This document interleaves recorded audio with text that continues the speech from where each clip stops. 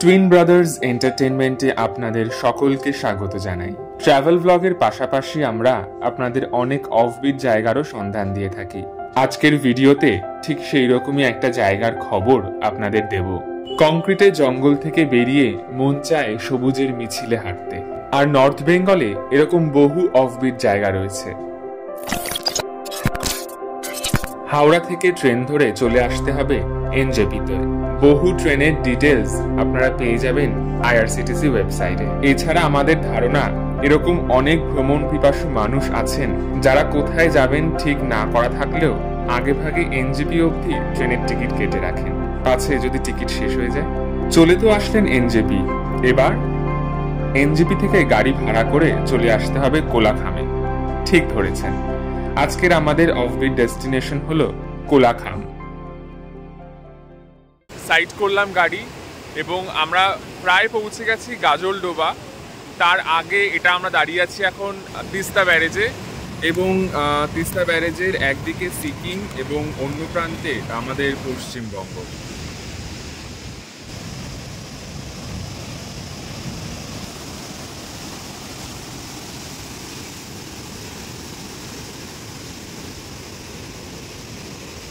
মেঘের কোলে রোদ এসেছে, বাদল গেছে টুটি, আহা হা হা।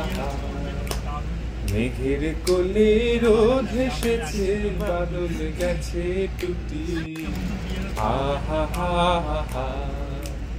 আজ আমাদের ছুটি ও ভাই, আজ আমাদের ছুটি, আহা হা হা।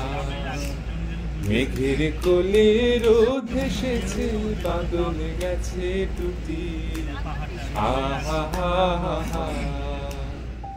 গরুবাথান যাওয়ার পথে আমরা পেপার খেতিতে একটা জায়গায় একটা ছোট্ট ঝুপড়িতে দাঁড়িয়েছি। খুব সুন্দর একটা ভিউ, সবাই খাওয়া দাওয়া করছে, পাশে একটা ঝর্ণা বেয়ে যাচ্ছে। পেপার খেতির এই ঝুপড়িতে আমরা আমাদের ব্রেকফাস্ট সেরে নিলাম। মোমো এবং থুকপা খেয়ে আমরা এবার সোজা রওনা হব কোলাখামের উদ্দেশ্যে। কালিম্পং ডিস্ট্রিক্টের অন্তর্ভুক্ত ছোট্ট একটা পাহাড়ি গ্রাম। কোলাখামে প্রচুর সাইট সিন না থাকলেও নিরিবিলিতে দুদিন কোনো হোমস্টেতে সময় কাটাতে মন্দ লাগবে না। আর তা যদি হয় বর্ষাকাল। বর্ষায় পাহাড় শুনলে অনেকেই ভয় পান, কিন্তু অফ সিজনে অফবিট জায়গা যাওয়ার মজাই আলাদা। দাঁড়ান, জানি অনেকেই ভাবছেন কোথায় থাকবেন বা কি কি দেখবেন, সে সব বলছি এবার একে একে।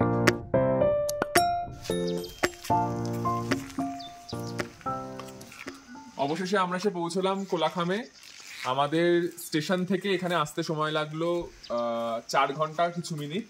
তো বেশ অনেকটাই টাইম লাগলো, যদিও মাঝখানে আমরা খাওয়ার জন্য বেশ খানিকটা সময় ব্যয় করেছি।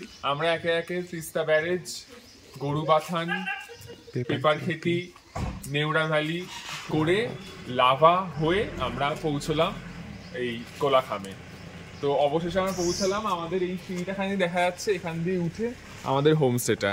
এবার আমরা হোমস্টের দিকে যাব, চলো।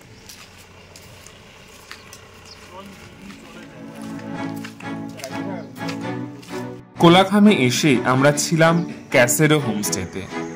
আমরা ছিলাম বলে নয়, হোমস্টেটা সত্যিই খুব এনজয়েবল। হোমস্টের ঘরগুলো বেশ পরিষ্কার পরিচ্ছন্ন এবং কমফোর্টেবল, আর ঘরগুলো বেশ আকর্ষণীয় বটে।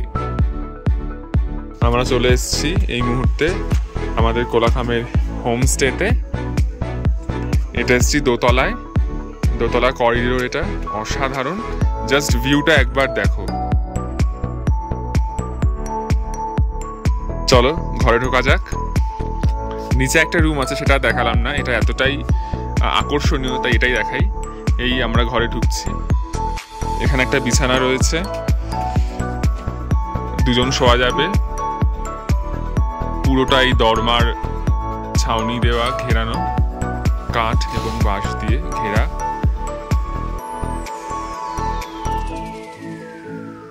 এটা দোতলা একটা কটেজ। এখান দিয়ে উঠে গেছে সিঁড়ি দিয়ে আমরা এখন ওপরে উঠবো। ওঠা যাক সিঁড়ি দিয়ে।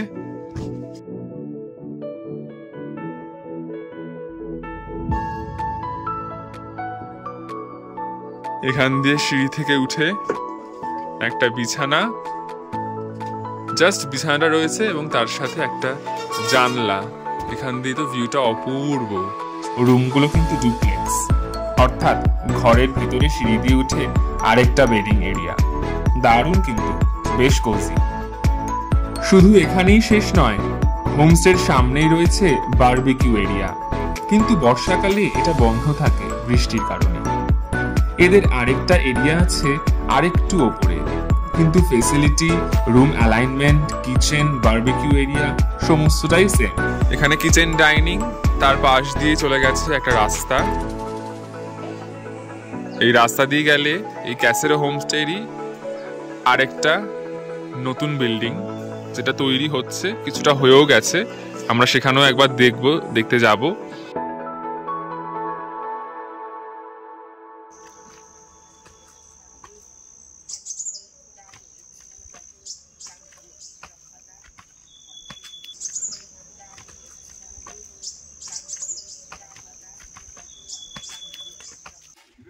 এটা হচ্ছে ক্যাসেরো ডাইনিং। এখানেই কিচেন এবং খাওয়া দাওয়া সবকিছু এখানে। কথা বলতে বলতে চলে এলো গরম গরম লাঞ্চ। দেখা যাক আইটেমের মধ্যে কি আছে। আইটেমের মধ্যে রয়েছে ভাত, একটা সবজি, ডাল, তারপরে ডিমের ঝোল, সাথে স্যালাড এবং লাস্টে পাঁপড়। এখানে আপনারা পেয়ে যেতে পারেন ক্যাম্পফায়ার উইথ বারবিকিউ, 1200 টাকা, 1 কেজি চিকেন। এছাড়া রয়েছে আরো অনেক items in the menu chart. মধ্যাহ্ন ভোজ সেরে আমরা বেরোলাম পাড়া পরিদর্শনে। এখন বিকেল 5:30। আমরা একটু রেস্ট নিয়ে একটু ঘুম থেকে উঠে আমরা হাঁটতে বেরিয়েছি। জাস্ট নর্মাল একটু হেঁটে দেখি কিরকম লাগছে গ্রামটা দেখতে। আর ভীষণ ঠান্ডা। আমরা একটা ব্লাফ খেয়ে গেছি, কেউ সোয়েটার কিছু আনিনি। না, আমরা এনেছি।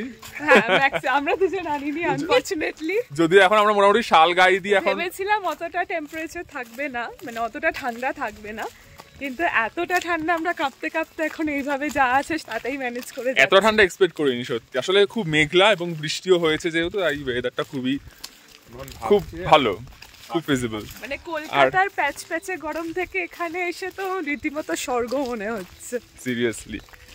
আর তার সাথে এখানে পাহাড়ি কুকুরগুলো এত সুন্দর লোমশ, এবং তার সঙ্গে মেঘের খেলা সারাক্ষণ।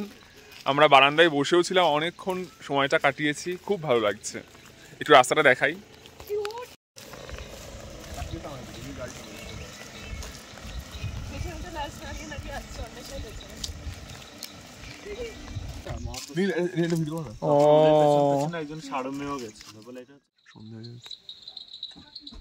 সন্ধেবেলার চা আমাদের এসে উপস্থিত। সূর্য অস্ত যেতেই চলে এসছে গরম গরম চা, সাথে পকোড়া। দারুন।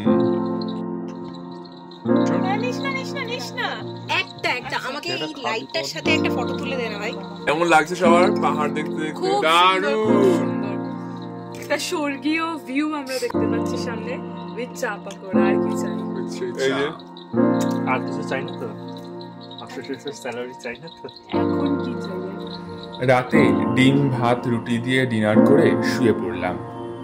পরদিন সকালে উঠে যে যার পছন্দ মতো, কেউ ম্যাগি, কেউ লুচি আলু চচ্চড়ি দিয়ে ব্রেকফাস্ট করে আমরা বেরিয়ে পড়লাম সাইট সিনের উদ্দেশ্যে। প্রথমেই বলেছিলাম প্রকৃতির কোলে দুদিন রিল্যাক্স করে কাটানোর জন্য কোলাখাম একেবারে আদর্শ জায়গা। ঠিক তাই, কিন্তু এর আশেপাশে তেমন ভাবে কিছু দেখার না থাকলেও এখানে রয়েছে একটি বিখ্যাত ওয়াটারফলস, নাম চেঙ্গি ওয়াটারফলস। আমরা নেমে গেছি চেঙ্গি ওয়াটারফলসের সামনে। তো গাড়ি থেকে নেমেই এই পাশেই একটা ঝুপড়ি মতো আছে, যেখানে স্ন্যাক্স ট্যাক্সও পাওয়া যাচ্ছে এবং তার সঙ্গে চা খাওয়া যাবে। এবং এখান থেকে কেটে নিতে হবে চেঙ্গি ওয়াটারফলসে যাওয়ার জন্য একটা টিকিট। টিকিটের মূল্য 20 রুপিস পার হেড।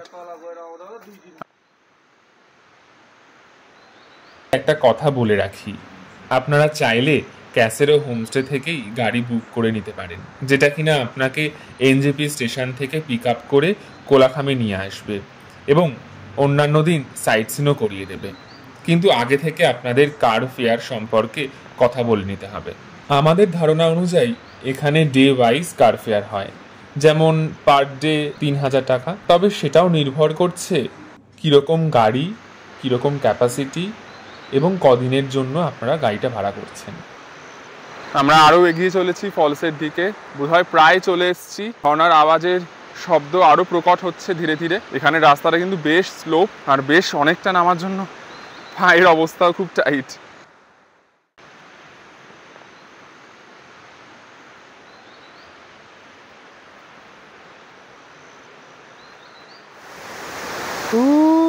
চলে এসছি আমরা খুব কাছে, অলরেডি ইতিমধ্যে দেখতে পেয়ে গেছি ঝর্ণা চেঙ্গি ওয়াটারফলস।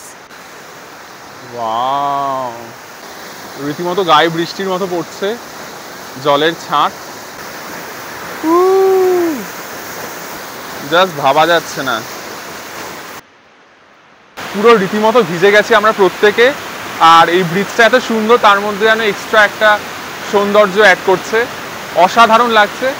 আর তার মধ্যে পুরো ভিজে কাকস্নান করে গেছি বলা যেতে পারে এক প্রকার। আর একটু নিচে যাওয়া যায়, একটু নিচের দিকে যাই, চলে আসো।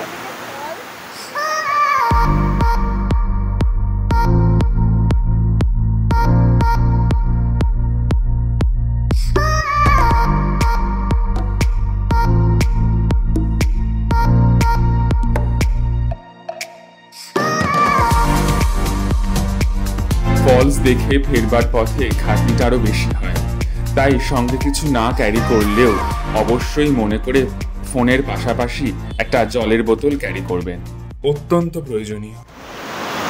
আমাদের ড্রাইভার দাদা এত ভালো, এখানে হঠাৎ করে একটু যেতে না যেতেই বললো একটা ফলস রয়েছে, চেঙ্গি ফলসেরই একটা পার্ট বলতে পারি, যেখানে দুটো ওয়ে এসে মিশেছে।